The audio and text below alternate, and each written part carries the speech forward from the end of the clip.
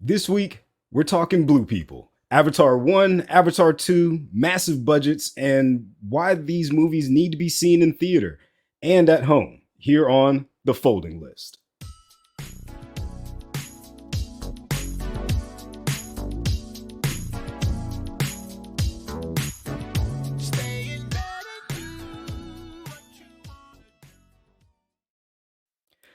What's up, everybody? Thanks for joining us once again on The Folding List, where we pay attention to the movies so you don't have to, but every time you need to pay attention to these movies on the first watch at least. And this is a prime example of watching a movie the correct way the first time through.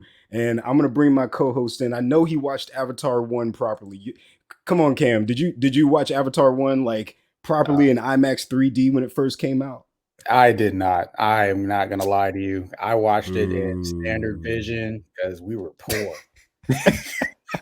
standard ColecoVision.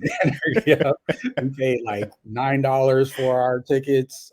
We sat in standard Oof. seat. Back in 2009, Cam was struggling. Yeah, it wasn't the dollar theater. At least you were I don't know. still. It might have been. She. Uh-oh. Since you didn't see it, like I know it, like it really makes a big difference to see this movie properly. That's why, like, when the second one just came out, like I really looked into how to see this movie properly. I like read these articles, found it, sent it to my homeboy so he knew how to see it properly. Because I get on to him, man. I told him a long time ago, if you didn't see Avatar 1 in theater in 3D the first time, you didn't see that movie. But actually, he saw Avatar 2 and seemed to really enjoy it. So I wanted to have him on the program. So once again, why don't we bring on my boy Todd? What's going on, Todd? Hey, how's it going, guys? Thanks for having me. Space snaps. Whoop, Space snaps. whoop. Yeah. This you gotta give the tiny snaps, the tiny snaps. Yeah. But yeah, Todd, how did you see the first one, man? The first movie or the first screening of the second movie? Oh no, we weren't even getting into the number of screenings yet. Yeah, But okay. we I am yeah, an just Avatar the expert. I don't know. I don't yeah. speak the language just yet, but I'm working on bonding with a Tolkien. Oh yeah. But yeah, you mean Man, the first movie. I do yeah, remember yeah. seeing the first movie in the theaters. I remember mostly just people talking about it and thinking it was, or like saying it was cool. It was 3D, it was new at the time. I definitely hadn't seen a 3D movie before, and then I went and saw that. It's been quite a long time, but my recollection was I liked it. I thought it was cool. I thought the 3D was cool. Um, but I always remembered it for that whole experience and it being just a Yeah. crazy action movie, Mm. kind of like Fern Gully meets T2 type situation. Yeah. Straight up. And it was cool. I mean, I liked it. I dug it, and I didn't think about it too much afterwards. And I honestly don't think I've rewatched it. I did just rewatch it recently, but in the past like Mhm. decade, I did not watch Avatar again. But Wow. I still enjoyed it. I remember thinking it was really cool. Maybe just assuming that I didn't have a 3D TV, and so maybe it wouldn't be as compelling. Which Oh. rewatching it now, isn't fair to the movie. It's definitely a good movie otherwise visually, but definitely remember certain scenes just being like, "Oh, this is hella cool." Yeah, Yeah. man. I Like remember. I remember one of my buddies had a 3D TV, and that thing was bigger than his entire room. So we tried to watch. Yeah, he turned that shit on, and it was like, because that shit was horrible. Oh man, Everybody that had to have thing. the glasses. Like Yeah, it was a wow. complicated setup. and the glasses had to be charged because Yep. they had batteries in them. Certain ones, yeah, and those cost a lot of money too. Those were like some PS5 controllers or something. Oh Like yeah. how many good Probably friends do more you than really that. have? Mhm. Like Jared, you That- don't get glasses because we don't. And he only had two. You So there just were three of us. So one person had to watch it with like double vision. It's just gonna be fucked up. I was like, man, 3D. just walking out, bumping into walls and shit. I can't see. My eyes got adjusted. oh, oh no! Like if you watch a 3D movie long enough, does it just like do your eyes just get? That would be terrible.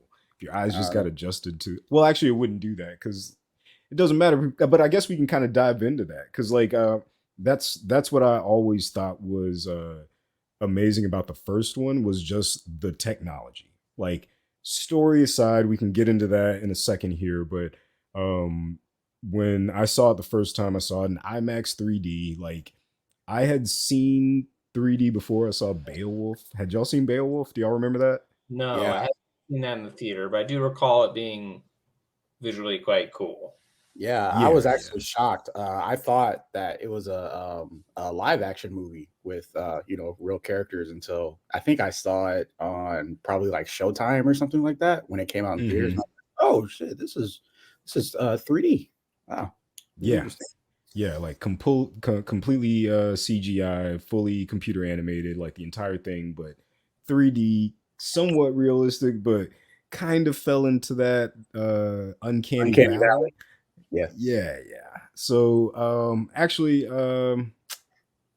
does someone want to go ahead and explain what the uncanny valley is? Because that's something that I think Avatar 1 succeeded in that nothing else did at the time, which is really something that I hadn't thought about. Is that's the only movie that was had moments that were fully CGI where the uncanny valley wasn't an issue. So Cam, do you want to explain what that is? Do you yeah, because I know Yeah. you do a lot of that. Yeah. Yeah, so Uncanny Valley is kind of like where the 3D gets to a point where it looks a little bit too realistic because we have Hmm. stylized 3D and then we have photorealistic 3D.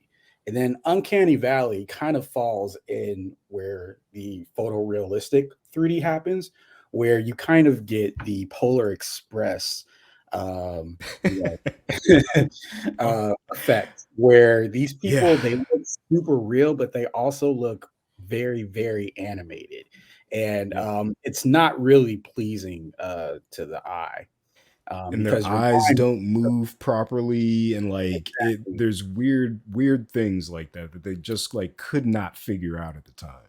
exactly like your mind wants to make it real, but you already know that this is a cartoon essentially. So that's where you don't want to be if you're making a 3D, visual spectacle. Yeah, yeah. And I think that's like that's why that first movie succeeded so well is because even though they were going for photorealistic, it didn't fall into the uncanny valley of I can tell this is straight up fake. It doesn't look fun and it doesn't look real. I don't like this at all. But they actually were able, James Cameron and crew were able to get past that valley. Like Mhm. have you what's your like what in your like recent dive into Avatar, like what have you found out, Todd, about like at least the process of Avatar 1? Oh boy. I can't speak too much to the process other than, because I'm certainly no technical expert, other than that he's No, filmed yeah, them yeah, yeah. both with stereo cameras. So they've all been like shot and filmed with the idea of being 3D versus what so much later 3D was to be added in post production.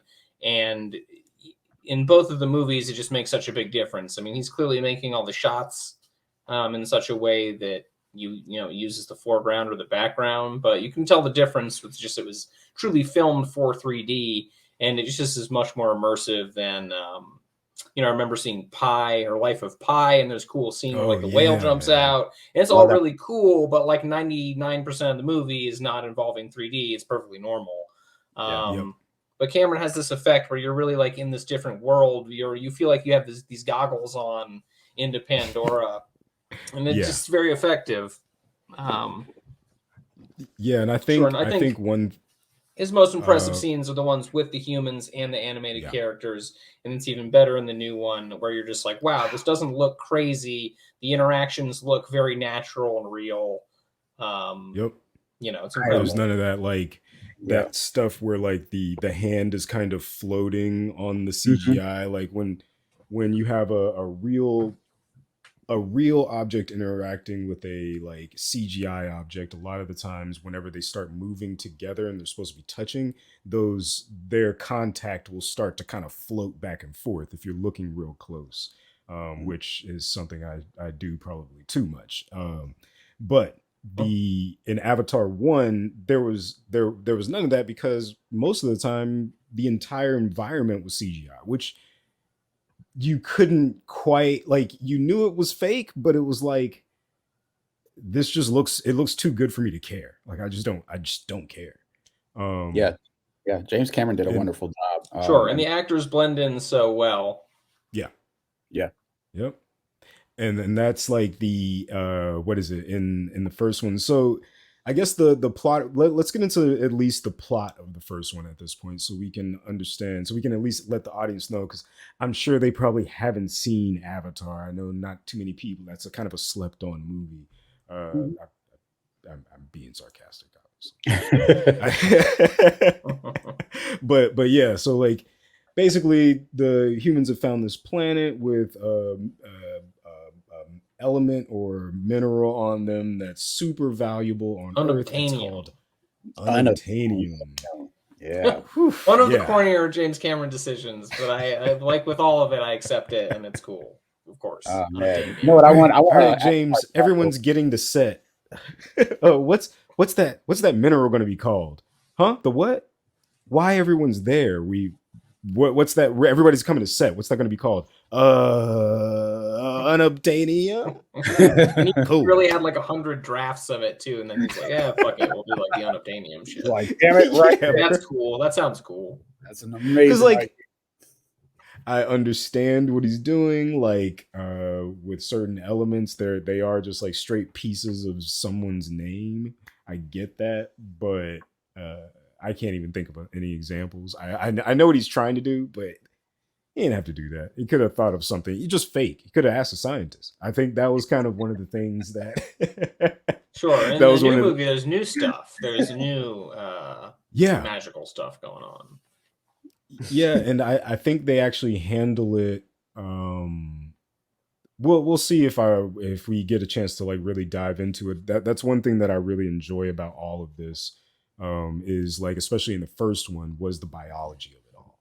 Like just seeing like all of the plant life when they landed down, and Jake Sully was getting that speech like, everything here is going to kill you, you are going to die, and he had that big like scar across his face and all that kind of stuff. And at that point you're like, oh, okay, that's cool. Like, we're gonna see James Cameron like aliens, crazy monsters, and then you get out there and you're like, oh, it's just like a beautiful planet. Cool. This is just James showing what he can do, which was great, great, great, great. Sure. Right. And in the first movie, to your point of summarizing it, like they arrive on the planet and there's this whole mission, and you don't even know the Na'vi until Jake is like infiltrating them as an avatar. Because of course he has no legs in the first movie, so that's like part of the whole thing is he's like living this, other life of his deceased brother or whoever, I think his brother, who couldn't go on the mission. Yeah. And so then you get to see them and you're like, oh my God, these aliens are actually super awesome. Yeah. Like it was a lot of it kind of it gave me the vibes of the Abyss, but with like the lights turned on. You know what I mean? Sure. Like Right. everything was, it's all the James Cameron stuff, but everything was so bright and vibrant, and like you said, the humans are infiltrating the Na'vi by creating these basically brainless bodies that humans can like mentally jump into to use these bodies as avatars. And so Jake gets to go into the environment after getting separated from his crew and everybody like that he jumped in there with. And that's when he meets the Na'vi. He meets what's her name again? Natiri. Natiri. Yes. Mm-hmm. Yeah.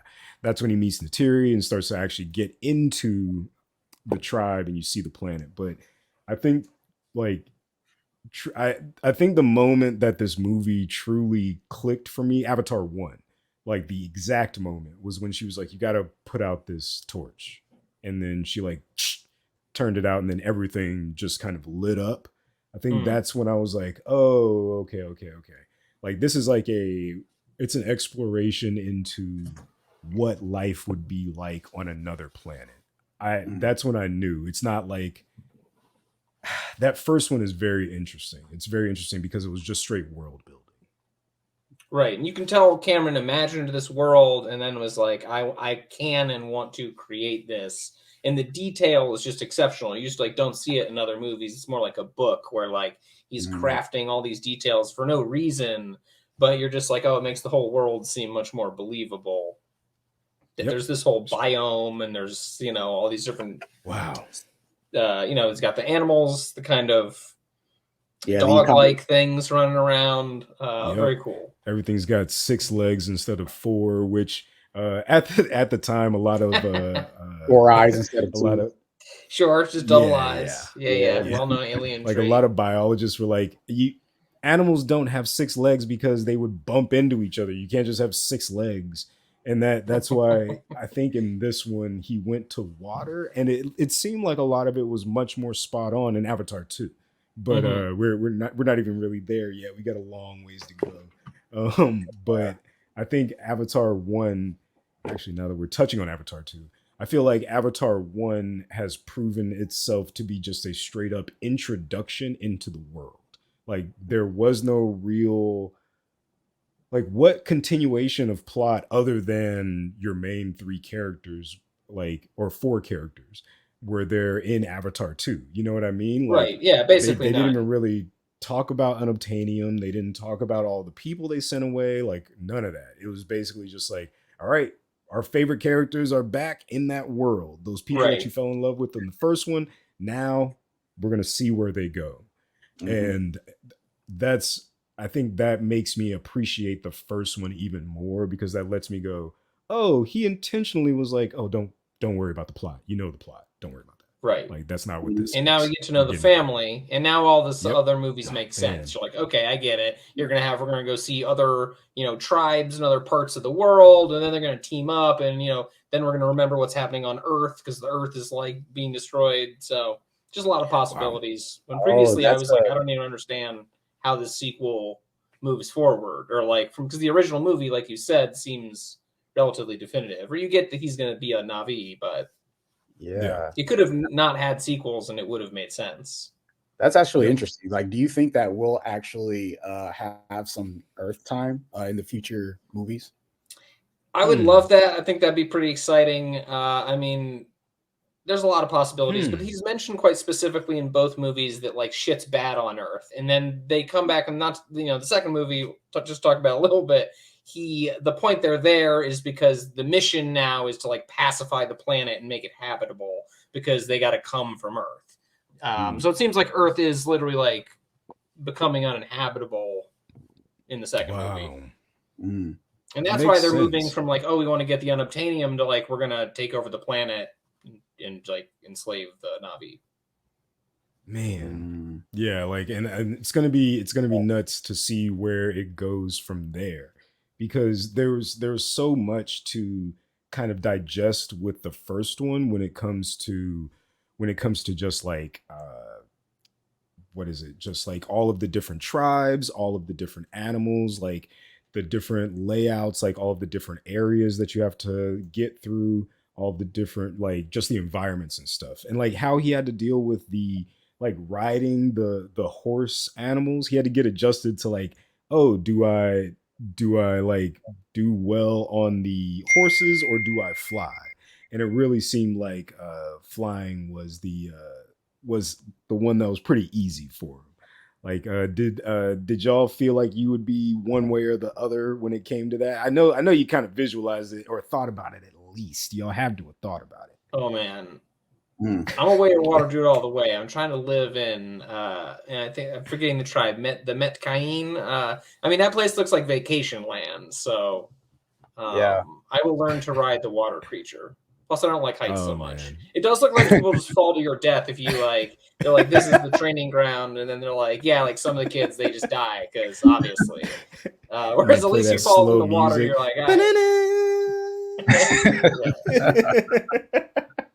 No, I hope they do Way of the Fire in the next movie, so they can just have them jump in a volcano and then, just come out Oh like. no, that's definitely the next one, I think man. it Yeah, you didn't basically hear that? is. Yeah. Yeah, Oh, it yeah, is Way of the Fire. I was just bullshitting, yeah. bro. Oh, No, damn. no, no. Hey, That's James it. Cameron, hire me. Yeah. I think they're done. Not Like quite. you're. I just saw in that interview he said they are filming. They're working on the third movie currently, and the second one's like Okay, already okay, shot. okay. Cool. Wait. The Yeah, it says the 2024. fourth. I don't think Or the third one. I'm I'm not. sorry, Oh, okay. Yeah, the third Yeah. one's already shot. They're and working they're on the already fourth. like, currently working on it. Wow. Oh, the And I Wow. third believe one's already pieces of shot. 4. Damn. Yeah, they shot Because all he this was stuff saying that years and if years in this one advance. flopped, they were going to just do a 2-movie arc and it'd be done a trilogy. But if this one did well, Yeah. that he had it written out to be a total of 5 movies, I believe. Wow. Yeah, because I think he needed to make $2 billion total in order for this movie to be considered a success. They have almost made $2 billion in a month, Right, which yeah. That global is box office is pretty crazy. crazy, Yeah, it's at crazy, crazy, crazy. 2.9. It's at 2.922 billion right now. Wait, which one? The second one.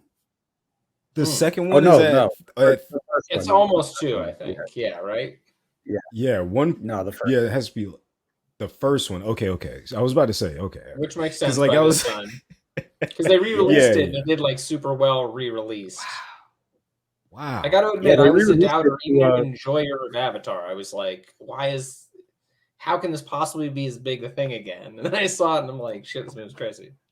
Yep. Yeah. Like I true when Todd told me he enjoyed it, I was like, oh, he enjoyed this movie. Like, cause Todd's a tough critic, man. He's a tough critic. And if Todd enjoys a movie, like I know it's a good one. I'll let people know, man. Like, so that's one to the Avatar 2 is definitely one to see in theaters, just like the first one, but even more so because with this one, I feel like they truly mastered the I don't want to use this language, but the gimmick of 3D. Like they understood the like how to use space, not necessarily just doing the whole thing where it's like an arrow pointed directly into like the whatchamacallit, like right into the lens. Like nah, it was just like little particles and stuff floating through to kind of give depth to the scene. It was super interesting. I had never seen anything like that before. Yeah, another thing that I really appreciated, what he did was he shot it at a high refresh rate. I think it was about Yeah. 48 frames per second. Oh When yeah, I yeah. thought it was, Right. Yep. yeah, I thought it was straight 60 frames per second, but it was just I 48. did But I could too. definitely see the difference. Yeah, it was a really good choice for that movie, especially with all the water scenes that he had. Right. Those Yeah. water scenes, when you can tell it's working, you're like, this just looks so good that, like, Wow. of course it needs to Yeah. be high in frame rate because I want to see like every detail of this crazy, image. Yeah. I think Gemini It's Man did a high frame rate too, but Right, that yes, yeah. that and The Hobbit were the other super prominent ones who did it. And I think those both got pretty mixed reviews on the use of it. Yeah, I Yeah. got. The I Hobbit walked wasn't out liked of Gemini anyway, Man. but Yeah, I walked out of Gemini Man just pissed. I was like, man, I want my. Oh, okay. I thought you walked that's out tough. of So I Gemini never Man. saw Gemini Man. But yeah, and it was an Ang Lee movie, right? Which is Yeah. like, And on he's very paper, hit or miss. Very hit or sure. miss. That movie, I watched it at home for free, and I was like, meh. Feel like I've seen this movie before. Like, and that was at home. I couldn't imagine if I paid and was in the theater. I'd be real sad. Like this was a Yeah. waste of a night. Yeah, Oof. Yeah, because I was very shocked. it just felt like a Will Smith vehicle.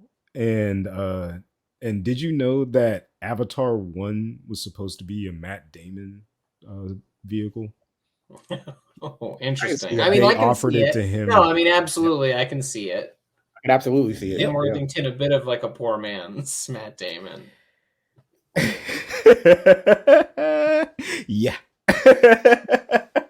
Matt Damon passed on the role, and they were like, you. He's probably doing the Mars Man instead. He was Nothing like, to do, okay. Mr. Mars Man. Because what else had he done? What's that guy's name again? The guy who played Jake Sully? Sam Worthington. Sam Worthington, I believe. Yep. What else has he done? Because I know he did. Oh, he did this movie called Rogue, which I've seen, which was pretty dope. It's like one of the better crocodile movies, which is super rare. And I'm just a fan of crocodiles and alligators. And you have, like, honestly, in my opinion, you have, I think it's called Crocodile, which was like some weird B movie from way back in the day, Lake Placid, and Rogue. Lake Placid we've actually done on the show, but Rogue, that's a very weird one-off movie about a rogue crocodile. But the thing about, I'm not even going to get into it. You just got to watch the movie. It's I'm dope. intrigued already. I mean, cool. Say no more. Yeah. That's a good. I'm looking at the poster right now, and it looks intriguing. Yeah, 07, right? But he hadn't done really anything, or Clash of the Titans, but I guess that was after. Oh yeah. So I don't see anything really huge before that. Some TV stuff, but yeah. I feel like he's cast in this ultimately. I mean, he's no Matt Damon. His avatar checks are killing him. Now that he's 100% a blue avatar, or he's a I don't have to do anything else. Yeah, and Zoe Saldana, she's been in how many record-breaking movies? Yeah, she's great in this. I love. She's great. Yeah, wow. Sheesh, her resume is stellar. She can get a job anywhere. Yes. Crazy. Blue in this and green in the MCU. Yeah, and then she's in Star Trek too. Star Trek, MCU. What's the other thing? That's right. She has something else, doesn't she? I can't remember what else she's in. Colombiana. Colombiana, which was okay, kind of forgettable action movie. Yeah, not too much there. Dope action, but just one of those standard, kind of like slow. What's that movie, Man on Fire, with Denzel Washington? Felt very similar to that movie. Very similar. Oh, and interesting enough, a lot of people seem to forget that she was in the first Pirates of the Caribbean as well. Oh yeah. Okay. Interesting. Yep. Boy, it's so long ago now, but that adds up.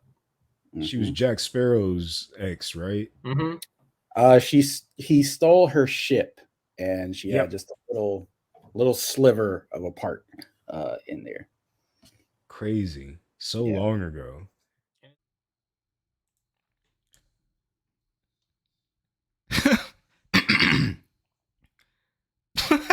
Wow, did you hear that? We were both hilarious yet insightful. Anyways, thanks for listening to each episode of The Folding List. We appreciate the support, and we're glad you're not just hate listening. Actually, we don't care. Just keep coming back and listening. And while you're at it, make sure to check out the other podcasts in the Chino umbrella. We've got the Nightly Binge, the Movie Dogs, and Sandusky's Talk Shit. All great podcasts with interesting people and topics. Back to the show. And it's really interesting now to see these actors, and they're just completely CGI, but and again, to the uncanny valley, you'd think that there'd be something about that might be displeasing, that you're like, oh, there's like an actor's face in there, but it just looks so good. They've truly perfected it. And I think the difference between Avatar 1 and Avatar 2, one thing that I noticed was the patterns on their face. They were like much more prominent, like natural markings on their face. And I don't know if that was like we're showing age, or this is like something unique between each of the Na'vi, or what. But there's so much more detail. Like, I saw in an interview recently, he said that the one major difference between the movies are the amount of close-ups. There's much more emotional, like really tight shots on the characters' faces, and I think that actually helped Avatar 2 be much more of an emotional movie. Like, there were many moments in that movie where I was straight like, "Oh, this is heart, like this is deep. Sure. I don't cry in movies, and I did cry twice watching this movie. Yeah, it was heavy stuff in this movie. Yeah. And and again, he has no family or anything in the first movie, and so you're meeting all these characters in this moment Yep. or in just the beginning of Yeah. this movie. But All the um, kitties and the connection between the brothers and sure, Oh you got man. cute little Like, and kiss. I I don't believe the think name of the little kid is. yeah. Um, it's super well uh done.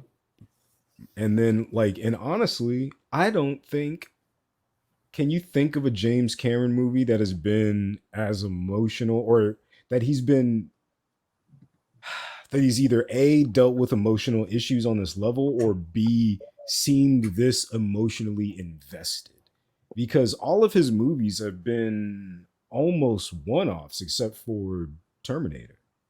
Closest thing to like a family film, or has vibes of like a Disney property in that sense. It's obviously not a family film, but No, but even then, I mean, well, yeah, there's some really deep moments in this movie, like a lot of things that they have to deal with. Try not to give too many spoilers in the second one, but Yeah. it feels like they were able to they were really able to keep the emotions heightened in a way that I don't think I've seen. I don't know what I'm talking about. Titanic. Titanic was probably the last right. time But that's that just he a I was love gonna was. say story, so it's a little more. Yeah, I think that's it is yeah. true. different Yeah, because this is that's a about your good point. family and kind of duty and family bonds in a way that really Yeah, hits harder than you're like, oh, this is tragic, but like you should have shared the float raft with your lover because it's like he just like froze and then you live the rest of your life. Whereas this Yeah. is without you're that like person. invested in the family. Yeah. Yeah, She yeah, said exactly. 84 years. It's like, damn, you still ain't married? You need to move Ooh. Let him go, Grandma. on. Oh, let him go, you old bat. He's Y'all dead. hooked up once. Like you still got this necklace, like It's worth so much. We're all so poor. What's happening? You could have She's on gotten like rid of this so long ago. she's on a Tinder date. It's like it's been 84 years. It's like, all right. I'm gonna rob this lady. Oh man. Yeah, like so that was the I think that was the last time that I that was the only time that I could think of James Cameron really trying to bring like a tearful moment because even in The Abyss there are moments where there's that one big moment. Honestly, I want to do that. I might have to do that one on this show. That's such a good movie. good Um, movie. Yeah. oh man, The I've Abyss. seen it a million times. Yeah, but there is that one big like dramatic moment to where like I guess it could be tearful, but it's not really that tearful. And then definitely not Terminator, definitely not Aliens. Like none of those, all of those movies are like these big action movies that are very kind of yes, you're invested, but it's not affecting you on an emotional level. And I feel like with Avatar 1, he was able to establish characters in a way that made you go like, I really connect with these creatures. They are not real. They are 8 foot tall like aliens. And people at the time were flipping out Mhm. about Avatar. Like there were definitely people that were taking making some drastic decisions over the fact that they weren't in the Avatar realm, which is crazy. Like you can't be sad all the time because you're not in the movie. There's a lot And of you great know, movies. I love Spider-Man, but I can't be in the movie. Like it just is what it is. you know what? And Man. I think because of that, that's what kind of gave me like, don't get me wrong, like I enjoyed the movie. But it was the reaction of everyone just flipping out over them being depressed that they weren't in Wow. this world. I think that's what kind of gave me an alternative outlook on the movie, because I really didn't get that. I thought that the movie was visually stunning for its time, but I just thought that it was just a good science fiction movie. But the fact that people were getting depressed over this movie, I was like, maybe there's something that I'm missing here. Like, what am I Yeah. missing? You know, Yeah, like I get that, man. It's a beautiful movie, but it's not like, oh, I need to invest like my entire life into this cuz like the like what was it, Todd? Did you say like there you who did you see recently with, was it John Wilson with the Avatar The Avatar, fans? yes, and I believe, boy, and I hope this is correct. It's an episode of How To with John Wilson. mhm. Follows like an Avatar fan group, and of course, like the episode is very endearing ultimately because they're very what you'd imagine like Avatar fans being like very uh, kind people who are just into Yeah, like Avatar, I see but it being you. like truly everyone's like, and what was this 2020 or 2021? Literally everyone is like, no one gives a fuck about Avatar. Like it's dead, it's never coming back. Like, why are you into this shit? And they're all like, oh, this other Wow. movie's coming. It's like you're like, whatever, whatever. But no, Yeah, they've been Avatar fans. vindicated. I mean, box office says, there will be more movies. Yeah, Wow. And I've actually like I I I was a fan of the first one. I have hyped that first one up forever. Do I have posters on my wall? No. Have I ever been to a convention? No. Have I ever done any of that? No. Because it was legitimately that one experience in the movie theater. I don't think I've ever man, when I when I lived in Orlando, I worked as a leasing agent, and we had a giant HD TV in the lobby. So guess what they would put on to like show how nice the TV was? Avatar. I have seen this movie so many times. Like bits and That's pieces funny. of it at least. I've seen it so many times that's that really it was like when they were like, "All right, the next one's coming." I'm like, fuck off." Like how is that? I Like what was are you going to working at the make? Circuit City. Yeah, bro. Oh, those Best Buy workers are going to go insane when Avatar 2 comes out. You know what that I watched reminds me Jake of? again. The 40-year-old virgin, where Straight they were up. playing Yeah, yeah. nothing but Michael McDonald.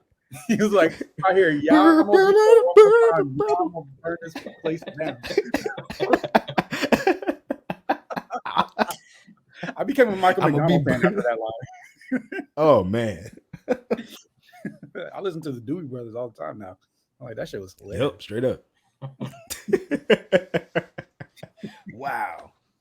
Yeah, man. So it was.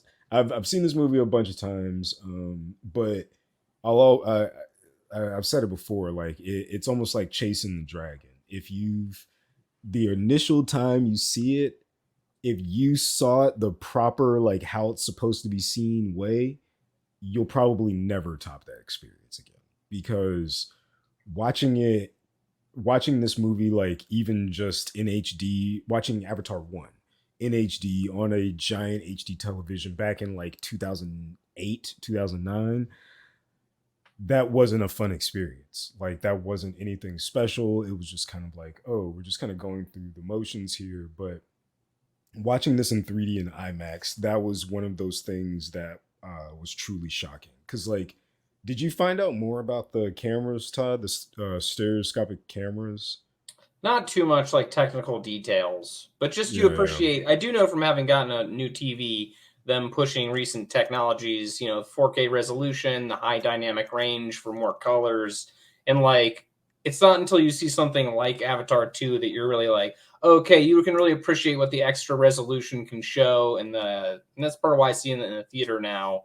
Um, in any theater is great, but particularly in one with like a really nice new projector or like a laser projector, like the colors are just unreal. I mean, there's never been a yeah, movie I've seen in a theater that looked this nice, not even close. Like I've seen some cool movies in good theaters, but just the way he's doing it, it's like for that demo TV material, like he knows what he's doing and he's like showing off in a crazy. sense. Like this just looks Yeah, crazy.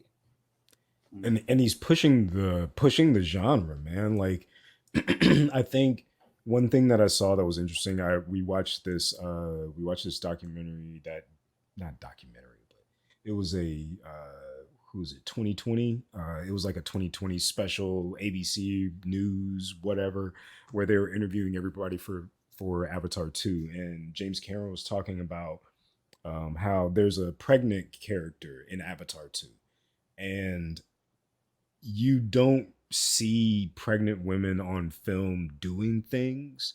And if you do, it's like either comical or it's like unrealistic. You never see pregnant women on film just like doing things. And uh Kate Winslet, who is pregnant in Avatar 2, she was like, "Yeah, like I don't know any woman that has just sat around and did nothing while they were pregnant. They're up doing things, like whatever they have to do, they're up doing it until they can't.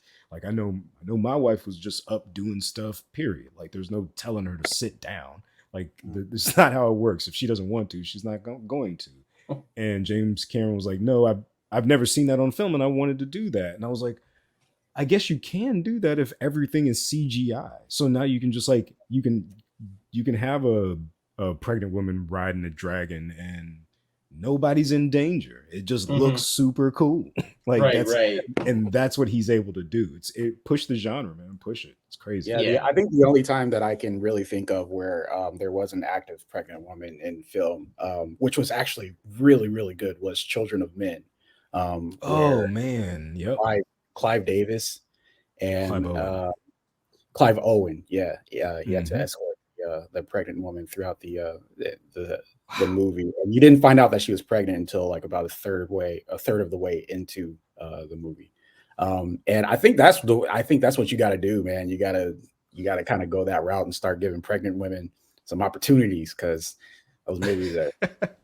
Or even just display it differently. Like Mhm, yep, and I think that's what they were successful with in Children of Men. That's what they were successful with in this, because it's like I think what he was doing is he's showing that there's going to be a ton of things that are actually possible when it comes to CGI and where this stuff can go. Because I think a lot of people have gotten very, like, a lot of CGI has started to feel really stale, especially because the Marvel universe.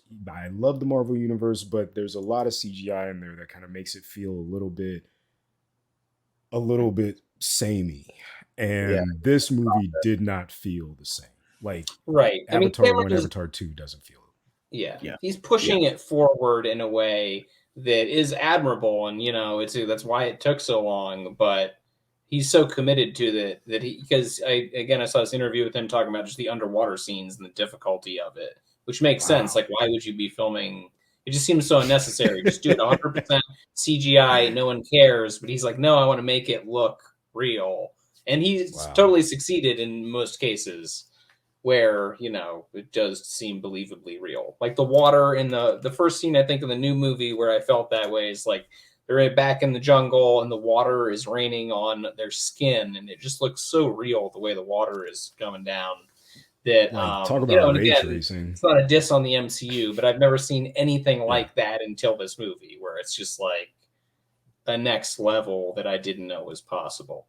yeah. They definitely set the bar high for visual arts in this movie, and Marvel has a lot of catching up to do. But I also think that Marvel is kind of becoming a little bit stale in their method, just because they're cranking out so many movies and they're burning out Yeah. all of their VFX artists. There was a period where a lot of them were complaining. It was kind of like a Me Too movement for VFX artists coming together, saying that Marvel was just a terrible client to work for because of unrealistic deadlines and just them approving of so many different, or them approving of not really high quality VFX work and just them shooting it out the door, which resulted in a lot of negative, feedback from She-Hulk, where a lot of people thought Man. that, you know, Hmm. Tatiana Maslany's character, She-Hulk, didn't look, real enough, for her own show, and I thought that that was Yeah. interesting.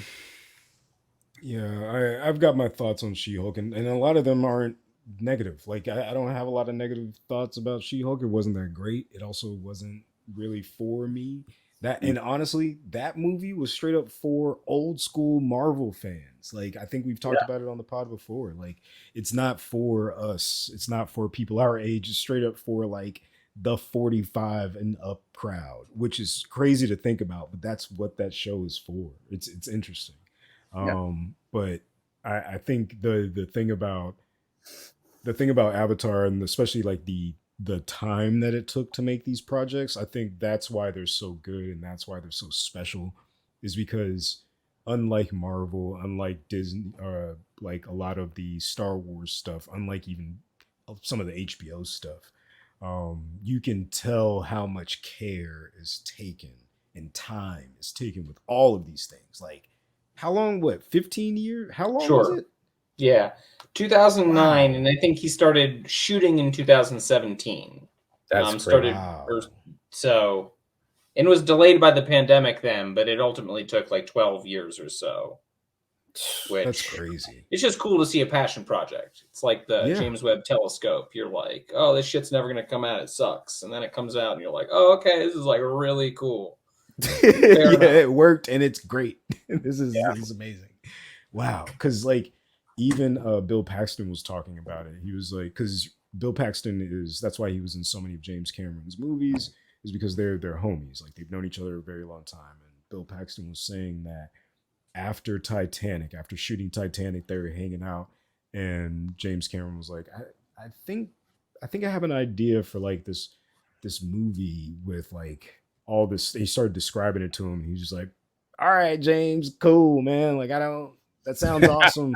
And then he, and then he went and did it. And I think that's the crazy part about James Cameron. I think that dude is, he is truly a visionary, but also, from what I have heard, he's not a super fun dude to work with. I guess we can kind of leave it, kind of keep it there. Demanding boss, perhaps. Yeah, yeah. And Do you think I that remember what, he's worse than Michael Bay? uh, I mean, he at in least my makes really good opinion, yes, movies. So. because yeah, exactly. James Cameron makes good movies. Like that's the, like that. That's the difference. I don't know, man. I haven't seen a good. I need to see. I need to see that new Michael Bay movie before I can like be like, oh yeah, I do like think he's a good director, because even what I say recently, I was like, a bad movie I've always enjoyed was The Island. That's a terrible movie, but I like it. I always have. That's like one But of my yeah, favorite unlike Michael Bay Michael Bay, movies. who just does everything, and I don't mean to diss on Michael Bay too much, just iterates I the do. same. Yeah, You could see yeah. 5 seconds of footage and be like, okay, it's a sequel to the Bumblebee Part Two. But Yep. then when James Cameron's like, oh, I'm gonna do this crazy shit, it's like blue 8 foot tall aliens with like animated tails, and you're like, Yep. what? Just like do Terminator 3, bro. And but then it comes out and you're like, this is not only is there a very positive environmental message, but it's like the latter half of a new movie is like the most badass action movie that I've seen Wow. in many I ways. And you're just I like, man, how did you literally, put these things together and make it seem fine? you Yeah. have like children running through the forest and swimming and playing with whales, and then you also have like mom dropping arrows in the dude's chest from like 300 yards, just like stop. Like that was that was like a great moment Great. in the first one, like when you finally get to the battle in the floating mountains. Like I think that's when you're really watching James Cameron just kind of go ham, because they people have always said it. I've heard that from, who did I hear that from? Danny Boyle. He said in an interview, he was like, one of the hardest things to do is to direct a movie in space. um James Cameron was like, well, I'm just gonna cover all the elements.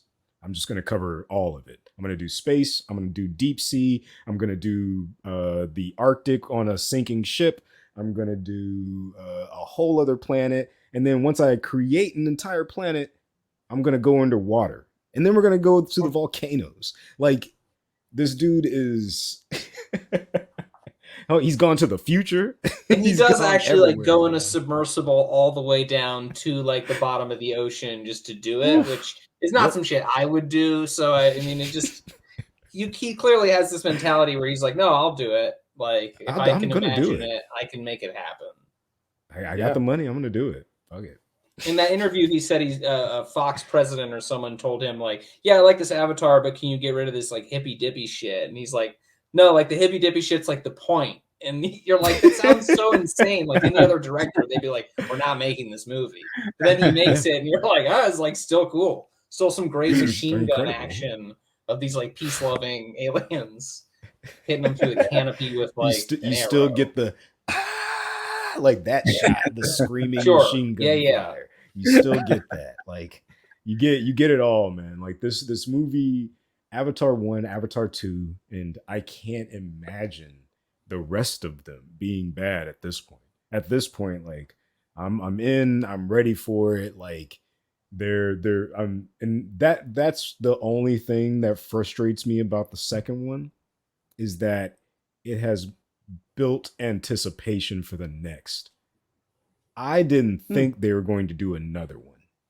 I didn't think they were going to do it. Yeah. I just thought it was too much money. They're never going to do it. Like it would be like Titanic 2 or The Abyss 2 or Terminator 3. We're not gonna. That movie doesn't exist. We're not gonna. There is no Terminator 3. But, I actually want to see Titanic 2. I want to see the resurrection of Jack. They all come back as zombies or something. Who knows? Yeah, or Terminator. They come out of the water. Yeah, or just cross pollinate. Have a T2, fighting Jack against the Na'vi or something. That'd be cool on All Star. And that's the way it's headed. It's like currently comparing it to the MCU because the MCU's success. But like you could easily see in 10, 20 years that there's like a bunch of streaming shows. There's an Avatar TV show. There's all sorts of stuff because he's made this whole universe.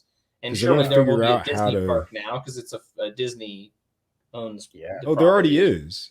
There already is. Right. I guess you're right. There's one for the first movie.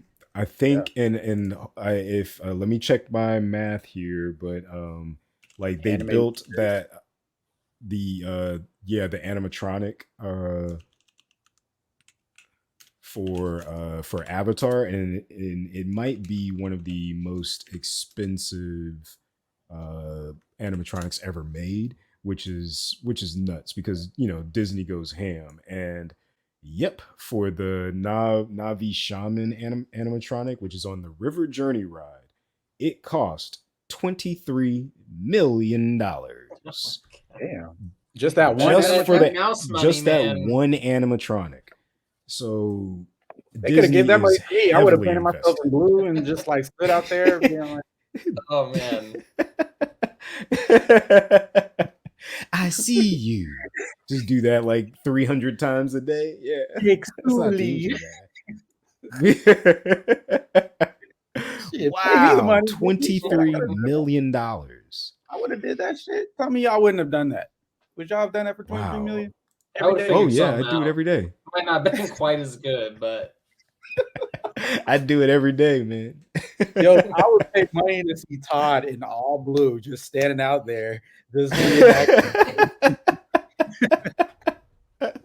Yeah, how much would you pay, Cam? I think that's the question. Yeah. I'm not talking to Kevin Feige and all them right now. Like, how much are you gonna pay?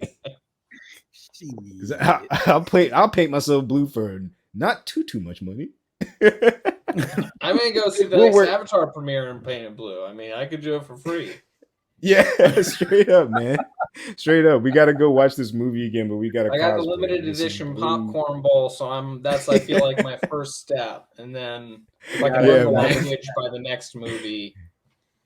Yeah, Todd, if we go see this again and I meet you at the theater and you are fully dressed head to toe in blue, I'm gonna there's gonna be a lot of explaining to do. Yeah. Well, I probably won't get this time, but certainly the idea is there. I'd really much rather be one of the Tolkien, the whales, the two-eyed whales.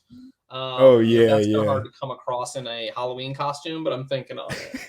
Just a bunch of trash bags.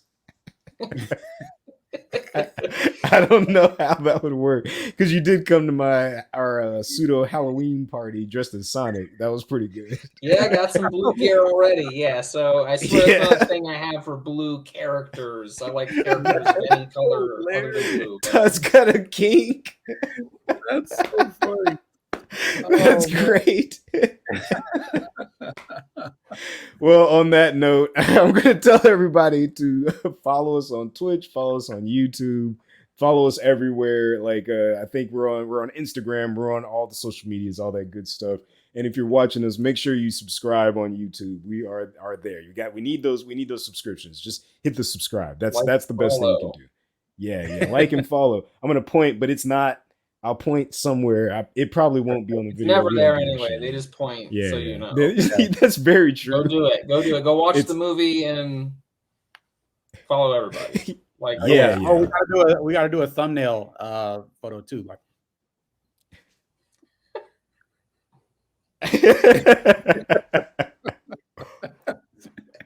yeah, we'll add the red arrow and the really big white text later on. So.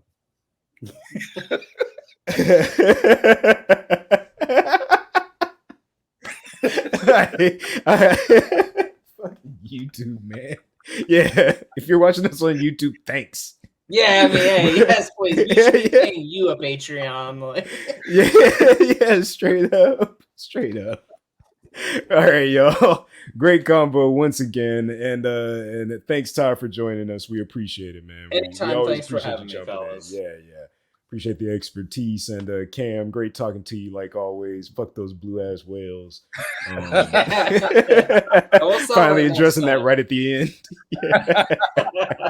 Yeah, don't get me wrong. I actually did enjoy the movie. Yeah. Yeah. And they're more intelligent than us, so you know. Yeah, straight up. Well, all right, y'all. Once again, thanks, audience, for joining us here on The Folding List. Peace.